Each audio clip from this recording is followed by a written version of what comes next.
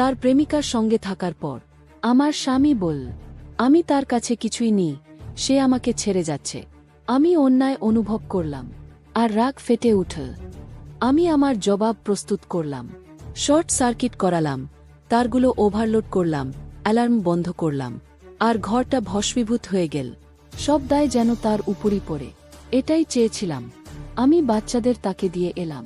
তাদের বাবা নিতে চায়নি। কোনো সমস্যা নেই, আমি তবুও ওদের রেখে এলাম। তারপর আমি যুবতী সেক্রেটারি নিয়োগ বিজ্ঞাপন ছড়িয়ে দিলাম।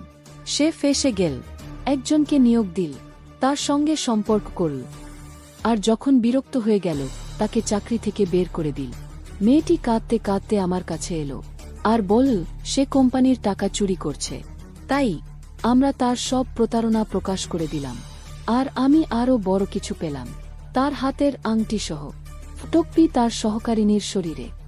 আমি সেই ছবিগুলো তার প্রেমিকাকে পাঠালাম। সে সঙ্গে সঙ্গে তাকে ছেড়ে দিল। কোম্পানি তদন্ত করল, সে চোর প্রমাণিত হল এবং গ্রেপ্তার হল। আমার প্রতিশোধ সম্পূর্ণ হল।